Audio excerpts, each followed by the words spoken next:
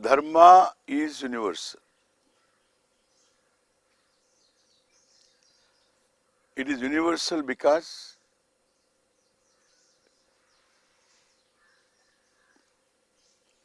by common sense, everybody picks up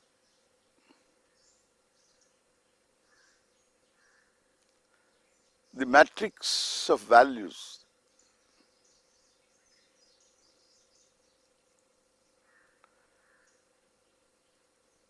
which form the basis for exercising the human choice needs to be universal. If it is not given to a human being, this matrix of values, then it would be a great defect in this manifestation, creation of Ishvara, in the Srishti of Ishvara. It would be a lacuna, a defect. Why? Because a human being is given a free will, but at the same time is not given a basis to control that freedom. Where there is freedom, there is abuse possibility. And abuse should become visible, not by being pointed out by anybody. From within, this is what you say conscience. From within, one has to know this is wrong. That is a brake system. Every human being is like a Ferrari, a sports car, tremendous power. It has a free wheel with a brake system. And if this free wheel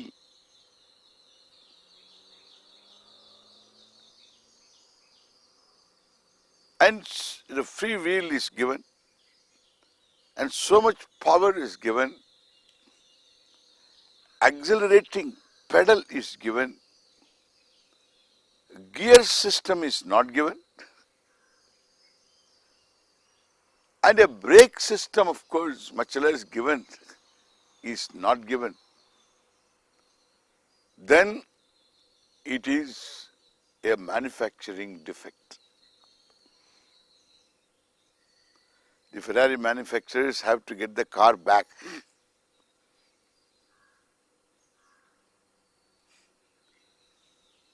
So similarly, the human being has a free will.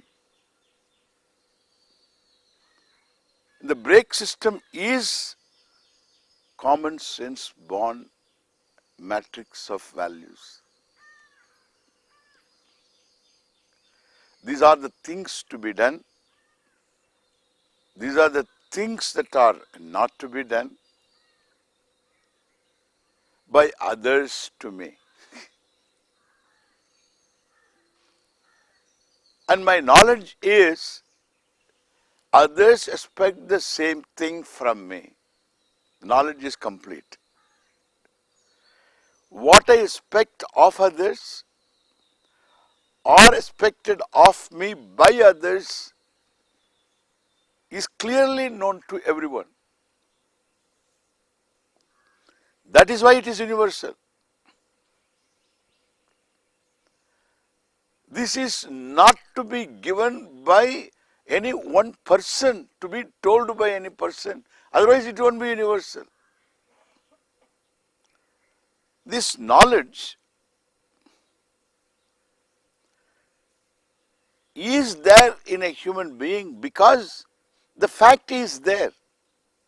There is no knowledge without an object. To know is transitive. It has an object. I know means what do I know? There is an object of knowledge. The object must be there already. And do you know what? Ishvara's manifestation is the object of our knowledge. The faculty is given to know, and there is an object also given. Like gravitation is a force nobody has seen, but nobody can miss its presence. Every monkey knows, every bird knows. Nobody can miss the presence of gravitation. We sense it. Because it is there, we sense it. The force of gravitation is a manifestation of Ishvara. Because we sense it. It is there as an object of knowledge. We sense Dharma. It is a manifestation of Ishvara. It is there.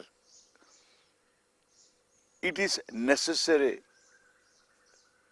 for human beings, and therefore in our minds it is there.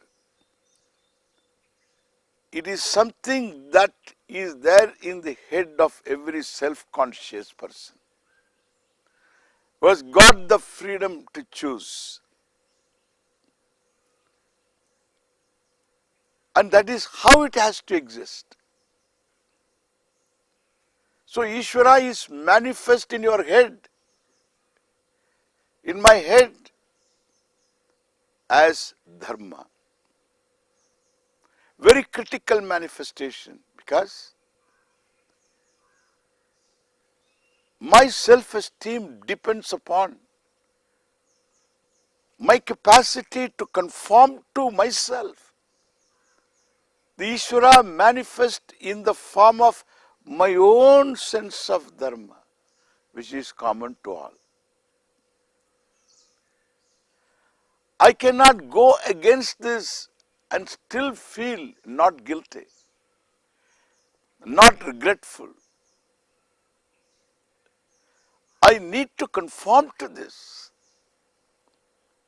Of course, the pressure is there, born of desires, the pressure to fulfill. So that pressure makes the person go against this Dharma, which is Ishvara. When I go against Dharma, to rob somebody, to hurt somebody, to cheat somebody, so that I can fulfill my desires, in our culture, that person is still not grown up.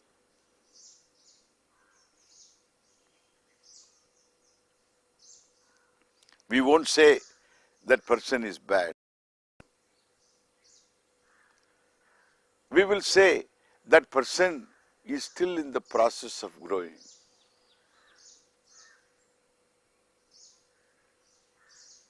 I may be told that person is 83. Do you say that he is still in the process of growing? What else I can say? Still in the process of growing.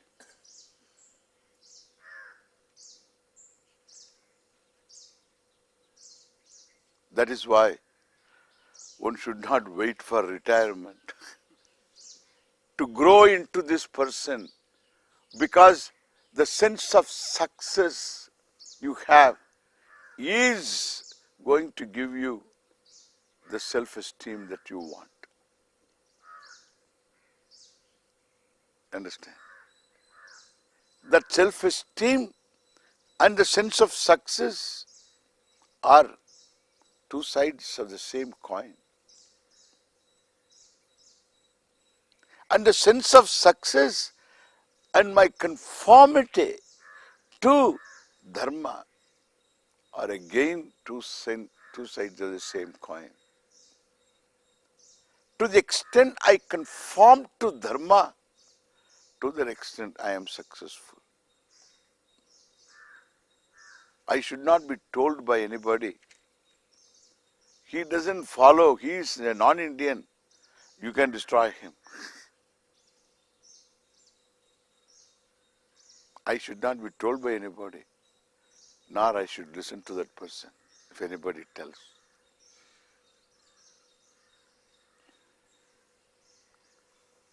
It is wrong.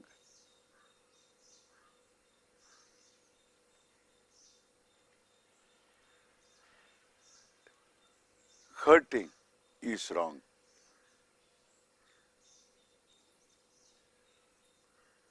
Hurting another person is wrong. You can hurt differently. You can hurt physically. You can hurt the person culturally. You can hurt the person emotionally. You can hurt the person even spiritually.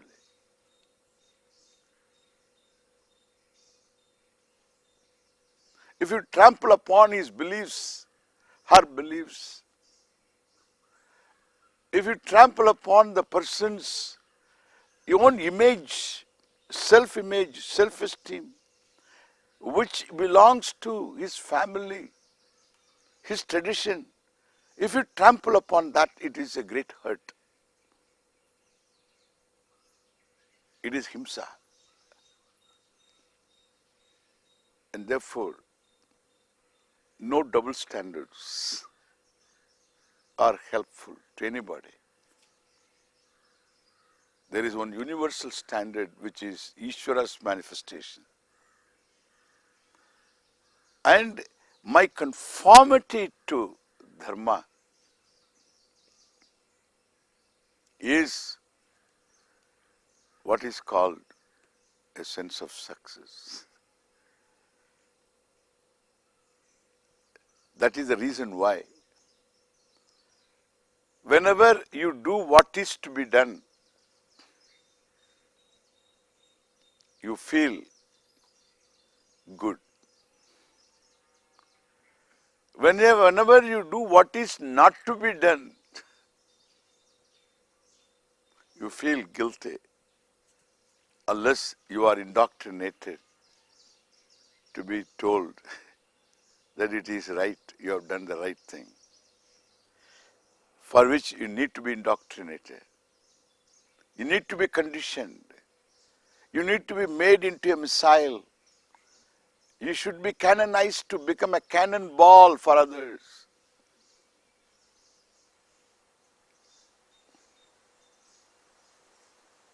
If you are left to be simple human,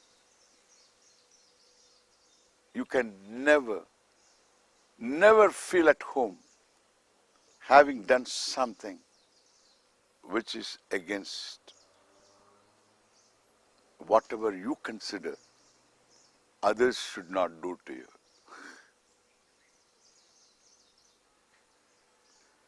That is what we say, going against Dharma is rubbing Ishvara.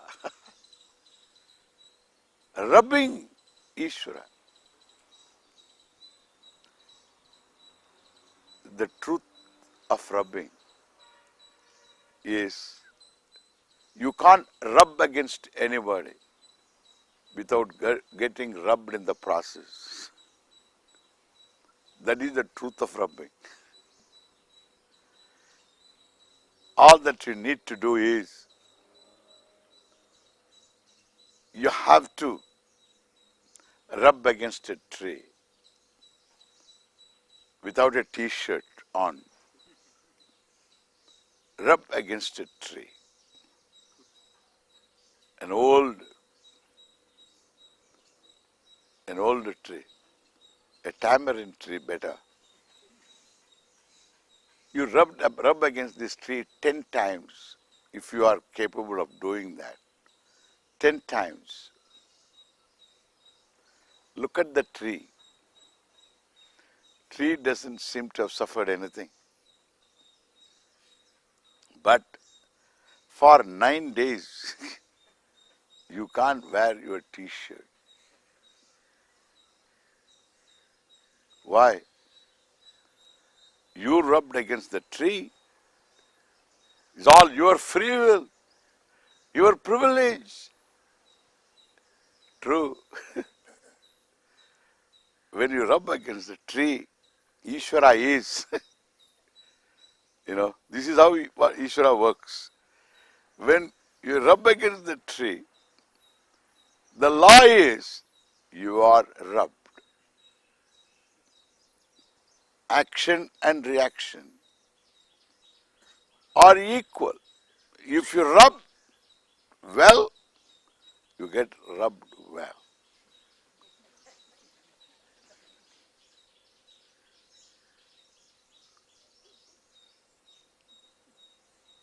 That is the law.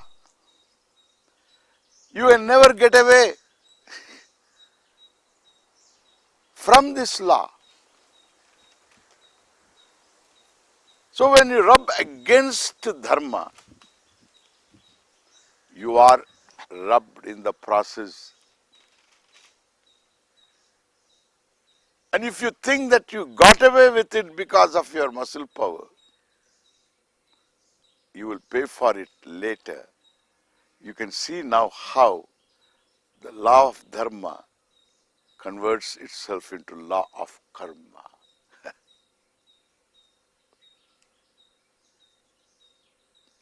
Law of karma is the other side of the coin of law of dharma.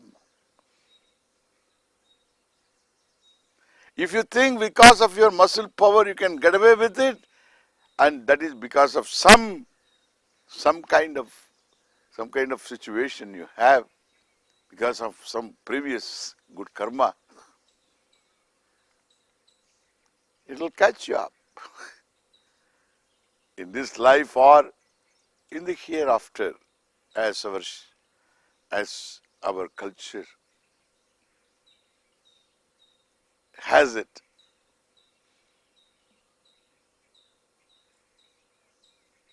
But what is important for us here? Going against dharma is not going to build up my self-esteem, is not going to give me a sense of success. So our definition of success now, you can understand, is not in terms of how many desires I fulfilled, how I manage my desires, correct? Every privilege is to be managed. Privilege not managed, privilege lost. Freedom not properly so exercised is freedom lost also. One has to be careful in exercising the freedom. One has to make sure one doesn't abuse the freedom. And one must not disuse the freedom either. One must act. One cannot be afraid of outcome. That makes you more dynamic also. A person becomes dynamic if the person is not afraid of failure, because there is no failure. There is no such thing as failure. There are actions and results. Actions I plan and do. According to my plan I do. My plan may be wrong. And on the way of doing there are many hidden variables. And therefore, whatever outcome is there, I have an attitude which absorbs the shock. Therefore, I am not judging myself a failure. Then with reference to my actions also,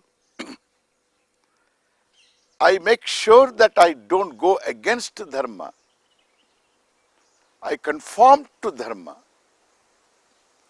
Therefore, there is no guilt. Understand now? The sense of success is inevitable. Therefore, the whole growth lies in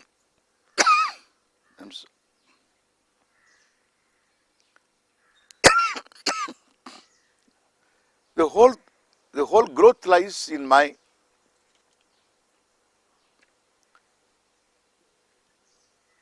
understanding, and then understanding born attitude.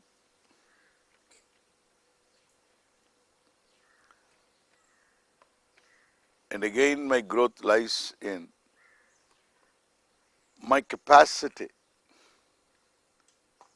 to first deliberately conform to Dharma. Still not enough, because deliberate conformity implies conflict initial. What is to be done, I don't feel like doing.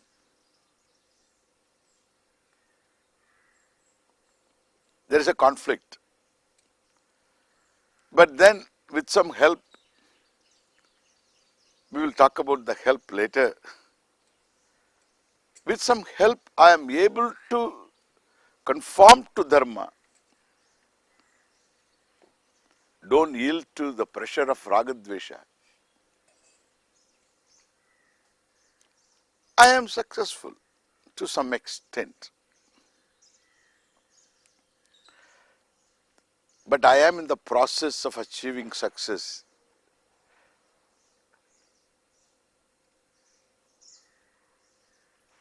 And that success is, there is no initial conflict also.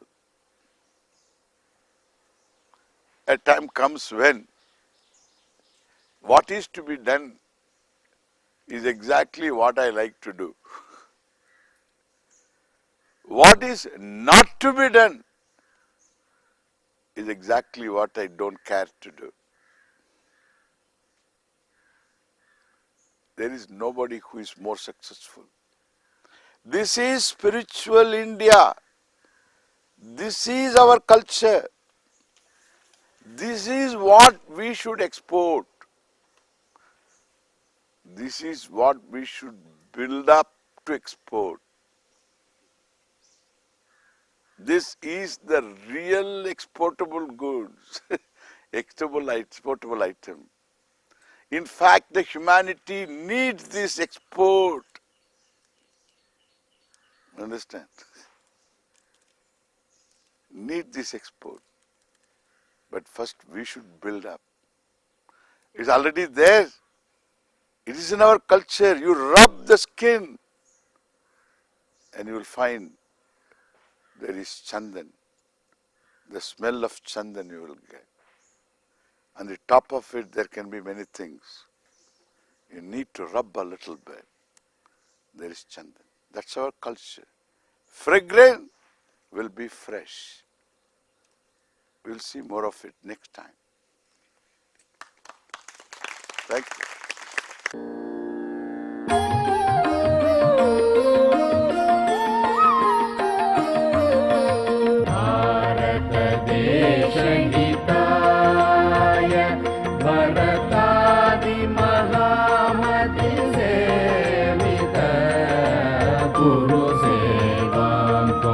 Guru Seva